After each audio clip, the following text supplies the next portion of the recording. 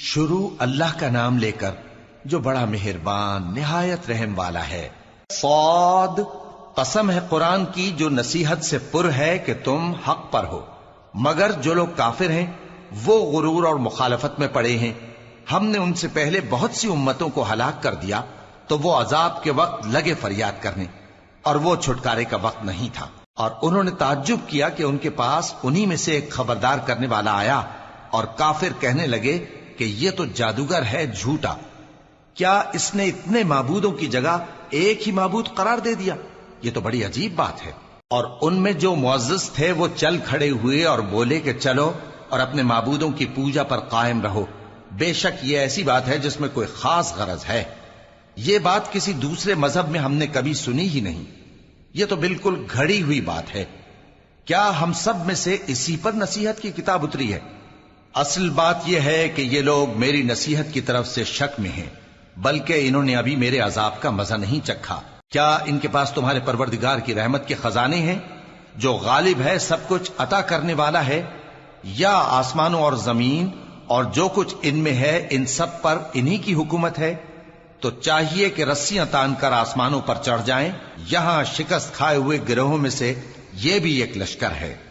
ان سے پہلے نوح کی قوم اور عاد اور میخوں والا فرعون بھی جھٹلا چکے ہیں، اور سمود اور لوط کی قوم اور بن کے رہنے والے بھی، یہی وہ شکست خوردہ گروہ ہیں۔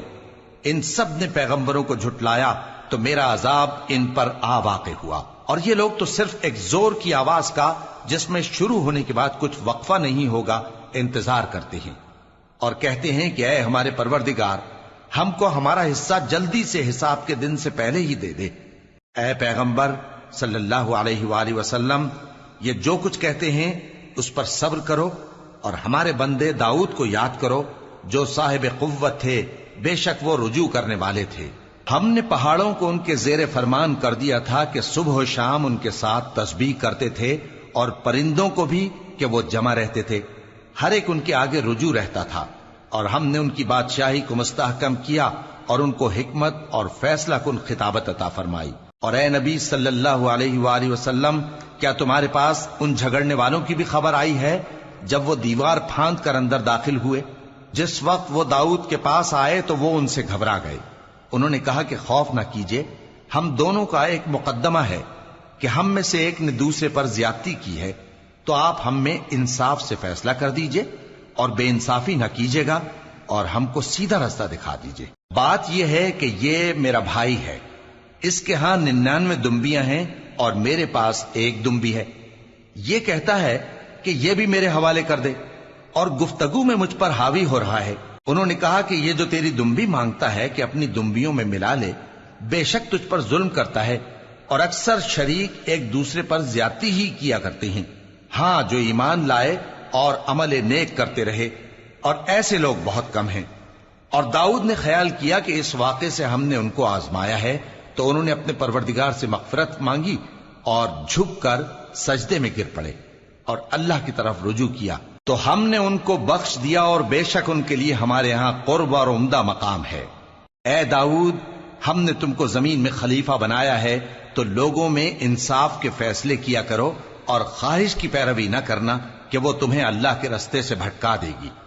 جو لوگ اللہ کے رستے سے بھٹکتے ہیں ان کے لیے سخت عذاب ہے، اس لیے کہ انہوں نے حساب کے دن کو بھلا دیا۔ اور ہم نے آسمان اور زمین کو اور جو کائنات ان میں ہے اس کو بے مقصد نہیں پیدا کیا۔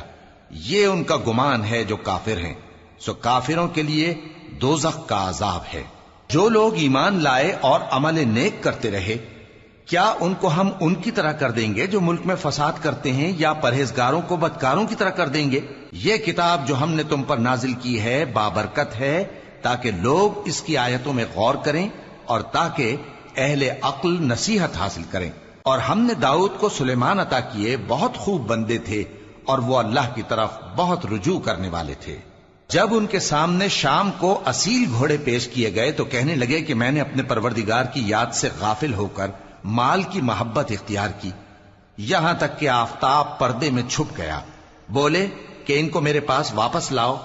پھر ان کی ٹانگوں اور گردنوں پر ہاتھ پھیرنے لگے، اور ہم نے سلیمان کی آزمائش کی اور ان کے تخت پر ایک دھڑ سا ڈال دیا۔ پھر انہوں نے اللہ کی طرف رجوع کیا اور دعا کی کہ اے پروردگار مجھے معاف فرما اور مجھ کو ایسی بادشاہی عطا فرما کہ میرے بعد کسی کو شایع نہ ہو، بے شک تو سب کچھ عطا فرمانے والا ہے۔ پھر ہم نے ہوا کو ان کے زیر فرمان کر دیا کہ جہاں وہ پہنچنا چاہتے ان کے حکم سے نرم نرم چلنے لگتی، اور جنوں کو بھی ان کے زیر فرمان کیا۔ یہ سب عمارتیں بنانے والے اور غوطہ مارنے والے تھے، اور کچھ دوسروں کو بھی جو زنجیروں میں جکڑے ہوئے تھے۔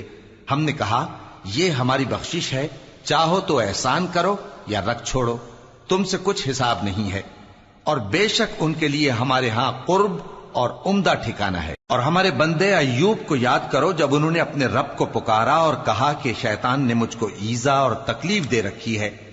ہم نے کہا کہ زمین پر لات مارو، دیکھو یہ چشمہ نکل آیا، نہانے کو ٹھنڈا پانی اور پینے کو بھی، اور ہم نے ان کو اہل و عیال اور ان کے ساتھ اتنے ہی اور بخشے۔ یہ ہماری طرف سے رحمت اور عقل والوں کے لیے نصیحت تھی۔ اور ہم نے کہا اپنے ہاتھ میں تنکوں کا ایک مٹھا لو، پھر اس سے مار لو اور قسم نہ توڑو، بے شک ہم نے ان کو ثابت قدم پایا، بہت خوب بندے تھے، بے شک وہ بہت رجوع کرنے والے تھے۔ اور ہمارے بندوں ابراہیم اور اسحاق اور یعقوب کو یاد کرو جو قوت والے اور صاحب نظر تھے۔ ہم نے ان کو ایک صفت خاص آخرت کے گھر کی یاد سے ممتاز کیا تھا، اور وہ ہمارے نزدیک منتخب اور خوبی والوں میں سے تھے۔ اور اسماعیل اور الیسع اور ذوالکفل کو یاد کرو، اور یہ سب بھی خوبی والوں میں سے تھے۔ یہ نصیحت ہے اور پرہیزگاروں کے لیے تو عمدہ ٹھکانہ ہے، ہمیشہ رہنے کے باغ جن کے دروازے ان کے لیے کھلے ہوں گے، ان میں تکیے لگائے بیٹھے ہوں گے، اور کھانے پینے کے لیے بہت سے میوے اور مشروبات منگاتے رہیں گے، اور ان کے پاس نیچی نگاہ رکھنے والی اور ہم عمر حوریں ہوں گی۔ یہ وہ چیزیں ہیں جن کا حساب کے دن کے لیے تم سے وعدہ کیا جاتا تھا، یہ ہمارا رزق ہے جو کبھی ختم نہیں ہوگا۔ یہ نعمتیں تو فرمانبرداروں کے لیے ہیں، اور سرکشوں کے لیے برا ٹھکانہ ہے، یعنی دوزخ جس میں وہ داخل ہوں گے، اور وہ بری آرام گاہ ہے۔ یہ کھولتا ہوا گرم پانی اور پیپ ہے، اب اس کے مزے چکھیں، اور اسی طرح کے اور بہت سے عذاب ہوں گے۔ یہ ایک فوج ہے جو تمہارے ساتھ گھستی چلی آ رہی ہے، ان کو خوشامدید نہ کہا جائے۔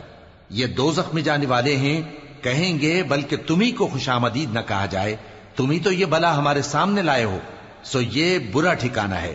وہ کہیں گے اے پروردگار جو اس کو ہمارے سامنے لایا ہے اس کو دوزخ میں دگنا عذاب دے، اور کہیں گے کیا سبب ہے کہ یہاں ہم ان لوگوں کو نہیں دیکھتے جن کو ہم بروں میں شمار کرتے تھے؟ کیا ہم نے ان سے ٹھٹھا کیا ہے یا ہماری آنکھیں ان کی طرف سے پھر گئی ہیں؟ بے شک یہ اہل دوزخ کا جھگڑنا برحق ہے۔ کہہ دو کہ میں تو صرف خبردار کرنے والا ہوں، اور اللہ اکیلے اور غالب کے سوا کوئی معبود نہیں۔ جو آسمانوں اور زمین اور جو مخلوق ان میں ہے سب کا مالک ہے، غالب ہے، بخشنے والا۔ کہہ دو کہ یہ ایک بڑی ہولناک چیز کی خبر ہے جس کو تم دھیان میں نہیں لاتے۔ مجھ کو اوپر کی مجلس والوں کا جب وہ جھگڑتے تھے کچھ بھی علم نہ تھا، میری طرف تو یہی وحی کی جاتی ہے کہ میں کھلم کھلا خبردار کرنے والا ہوں۔ جب تمہارے پروردگار نے فرشتوں سے کہا کہ میں مٹی سے انسان بنانے والا ہوں، جب میں اس کو درست کر لوں اور اس میں اپنی روح پھونک دوں تو اس کے آگے سجدے میں گر پڑنا۔ سو تمام فرشتوں نے سجدہ کیا مگر ابلیس کہ وہ اکڑ بیٹھا اور کافروں میں ہو گیا۔ اللہ نے فرمایا کہ اے ابلیس، جس شخص کو میں نے اپنے ہاتھوں سے بنایا اس کے آگے سجدہ کرنے سے تجھے کس چیز نے منع کیا؟ کیا تو غرور میں آ گیا یا اونچے درجے والوں میں تھا؟ بولا کہ میں اس سے بہتر ہوں کہ تو نے مجھ کو آگ سے پیدا کیا اور اسے مٹی سے بنایا۔ فرمایا بس یہاں سے نکل جا، تو مردود ہے اور تجھ پر قیامت کے دن تک میری لعنت پڑتی رہے گی۔ کہنے لگا کہ میرے پروردگار، اچھا تو مجھے اس روز تک کہ لوگ اٹھائے جائیں مہلت دے۔ فرمایا کہ تجھ کو مہلت دی جاتی ہے اس روز تک جس کا وقت مقرر ہے۔ کہنے لگا کہ مجھے تیری عزت کی قسم، میں ان سب کو بہکاتا رہوں گا سوائے ان کے جو تیرے چنے ہوئے بندے ہیں۔ فرمایا ٹھیک ہے، اور میں ٹھیک ہی کہتا ہوں کہ میں تجھ سے اور جو ان میں سے تیری پیروی کریں گے سب سے جہنم کو بھر دوں گا۔ اے پیغمبر، کہہ دو کہ میں تم سے اس کا صلہ نہیں مانگتا اور نہ میں بناوٹ کرنے والوں میں ہوں۔ یہ قرآن تو اہل عالم کے لیے نصیحت ہے، اور تم کو اس کا حال कुछ वक्त के बाद मालूम हो जाएगा।